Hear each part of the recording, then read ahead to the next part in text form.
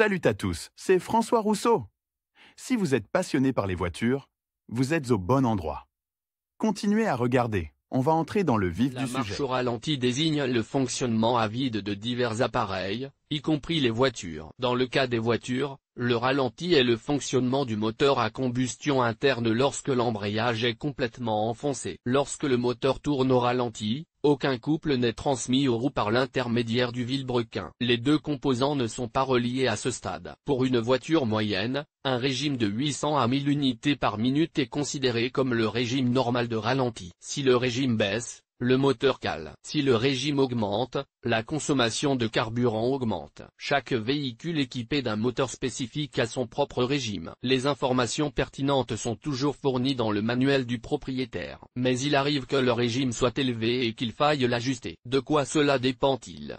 Un tel mode, lorsque le moteur tourne au ralenti, est nécessaire pour maintenir les processus de combustion du mélangeur carburant à un niveau minimum. Cela permet au moteur de fonctionner sans caler. Selon le type de moteur, sa puissance et d'autres caractéristiques, les indicateurs de ralenti normal peuvent varier. Il est également directement influencé par la température du moteur. De nombreux automobilistes se posent parfois la question légitime de savoir quel devrait être le régime de ralenti du moteur de leur voiture. Dans ce cas, il sera naturel de consulter les instructions et la documentation technique jointe à votre voiture. Si le nombre de tours augmente au ralenti, il ne faut pas ignorer ce phénomène. Cela crée une charge supplémentaire sur le moteur et contribue également à une consommation de carburant plus active. Compte tenu des prix actuels des carburants, personne ne souhaite gaspiller de l'essence ou du gazole précieux. Il est possible de régler le régime du moteur au ralenti. Vous pouvez le faire de vos propres mains ou faire appel à des spécialistes du profil concerné. Pour le réglage dans la voiture,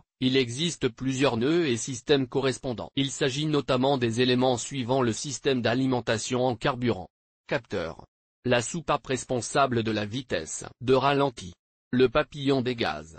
La pédale d'accélérateur. Afin de rétablir le régime normal de votre moteur au ralenti instable, il est important de tenir compte du type de système d'alimentation en carburant utilisé sur la voiture. Il peut s'agir d'un injecteur ou d'un système de carburateur obsolète. Pour ces derniers, il existe des recommandations spéciales en matière de réglage. Le carburateur et l'injecteur sont des nœuds ou des unités où le carburant est mélangé à l'air, ce qui permet de créer ce que l'on appelle un mélange air-carburant. Il existe également une pompe à carburant et un régulateur de pression. L'ensemble du système d'alimentation du moteur à combustion interne est contrôlé par divers capteurs spéciaux. La vitesse est également directement influencée par la position actuelle du papillon des gaz. Celui-ci régule l'alimentation en air des cylindres du moteur. Le régime est augmenté ou diminué en appuyant sur la pédale d'accélérateur. Le starter s'ouvre et se ferme en conséquence. Les conducteurs remarquent parfois que le moteur perd de sa stabilité lorsqu'il tourne au ralenti. Cela est dû à la contamination des composants ou à des dysfonctionnements dans le système. La contamination est due à l'huile de lubrification usagée, aux impuretés qui ne sont pas retenues par le filtre, à l'eau ou à la suie. Il ne faut pas oublier les risques d'oxydation des contacts et d'atteinte à l'intégrité des fils du système d'allumage. Comment les révolutions sont-elles réglées? Il convient à présent d'aborder le sujet de la manière dont vous pouvez régler le régime de ralenti surestimé du moteur. N'oubliez pas que lors du démarrage initial d'un moteur de voiture,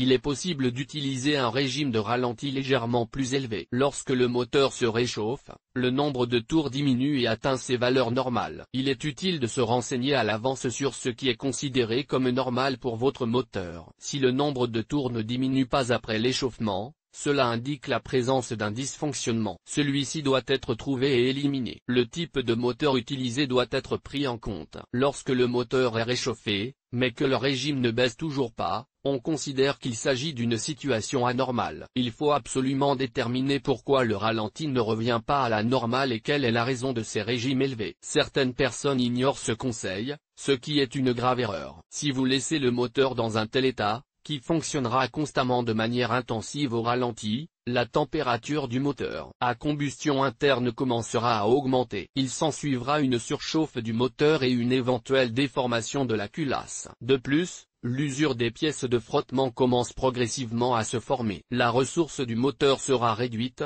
vous devrez procéder à la révision ou envoyer le moteur à un repos bien mérité quelque part sur la décharge de vos propres mains. Il existe plusieurs raisons principales à l'augmentation du nombre de tours. Elles sont liées à des violations et à des dysfonctionnements du capteur du régulateur de ralenti, du capteur de position, du papillon des gaz lui-même, le capteur de température, le calculateur, le collecteur d'admission. En cas de fuite d'air, il est important de noter qu'il est possible de régler physiquement le régime de ralenti des moteurs à carburateur. Cela n'est pas possible dans le cas d'un moteur à injecteur, mais il est possible d'éliminer les causes de l'augmentation du régime de ralenti. Il s'agit de concepts différents qu'il convient de ne pas oublier. Moteur à carburateur.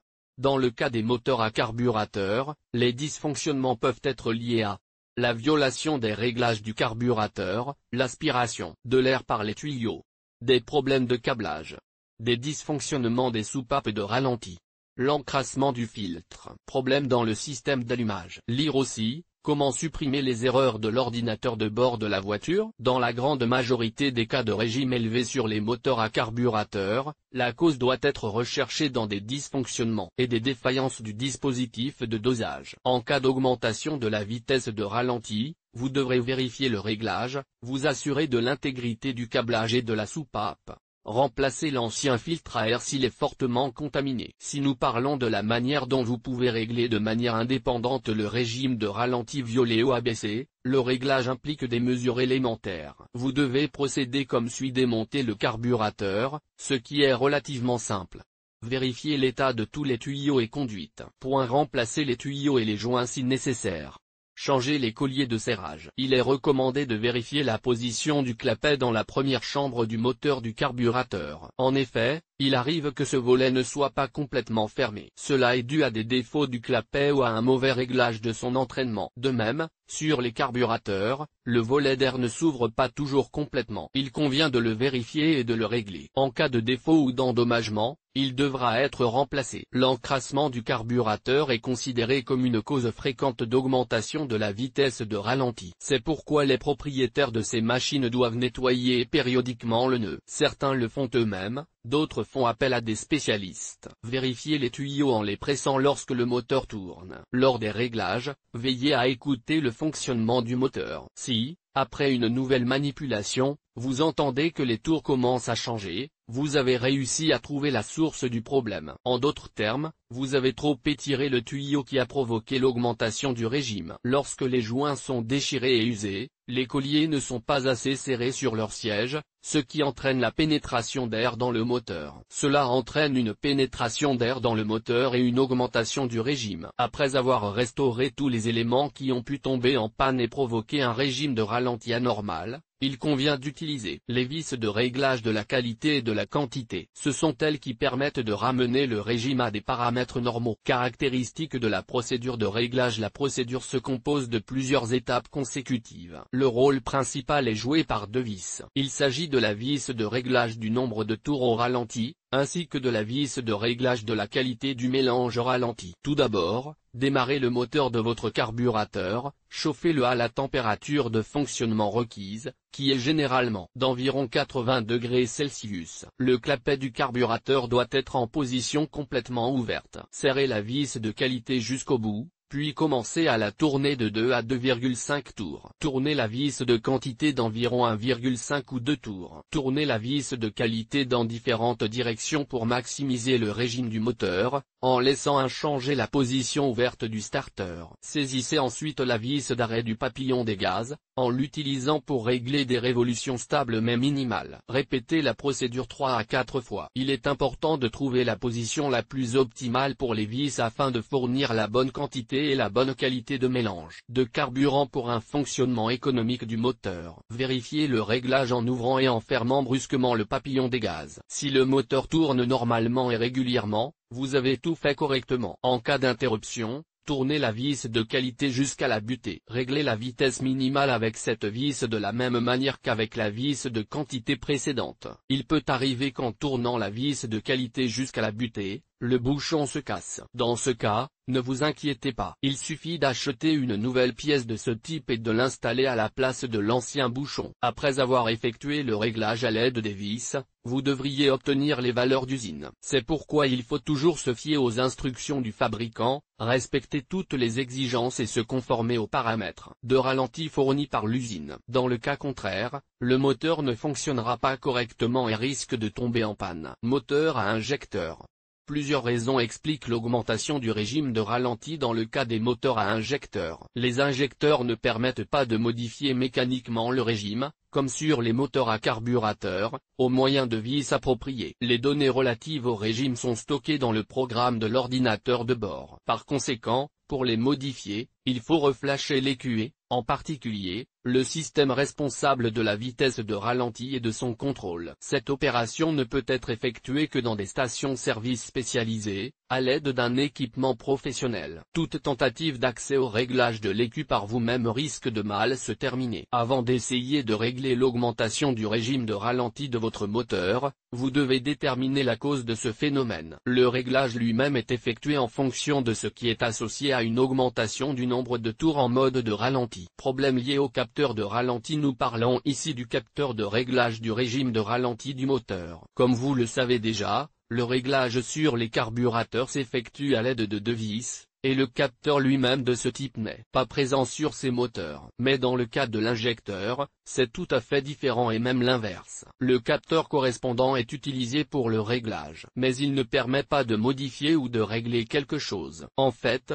pour rétablir un ralenti normal, il est essentiel de retirer le capteur, de vérifier son état, de nettoyer les contacts et le logement et d'essayer de le remettre en place. Si le capteur est complètement défaillant, la seule solution est de le remplacer. Lire aussi, qu'est-ce que le calculateur, où se trouve-t-il dans la voiture et quelles sont ses fonctions? Il n'est pas difficile de trouver ce capteur. Sur les injecteurs, il est installé directement sur le corps de papillon. La fixation est assurée par une paire de vis. Ce n'est que lorsque les vis sont percées qu'il faut démonter l'ensemble du corps de papillon. Capteur de papillon. Vient ensuite le capteur qui contrôle la position actuelle du papillon des gaz. Si une quantité incorrecte d'air entre dans la chambre de combustion, le calculateur peut commencer à augmenter la vitesse de ralenti de l'unité motrice. Si la cause potentielle de la panne est ce capteur, il convient de le vérifier. Un multimètre universel ou un oscilloscope est utilisé pour le diagnostic. Si un dysfonctionnement du capteur est détecté, il doit être remplacé. Volet sur les injecteurs, le papillon des gaz peut parfois se bloquer. Dans ce cas, une quantité excessive d'air pénètre dans le moteur. L'unité de contrôle essaiera de compenser l'excès d'air en fournissant plus de carburant. Il en résulte une augmentation de la consommation, même lorsque le moteur tourne au ralenti. Pour éliminer le défaut, il faut démonter l'unité d'accélération. À l'aide de moyens spéciaux, il est possible de rincer le starter. Il n'est pas garanti qu'un simple rinçage résoudra le problème. Si le nettoyage de l'ensemble n'a pas changé la situation et que l'accélérateur se bloque à nouveau, vous devrez le remplacer. Un tel élément est assez coûteux,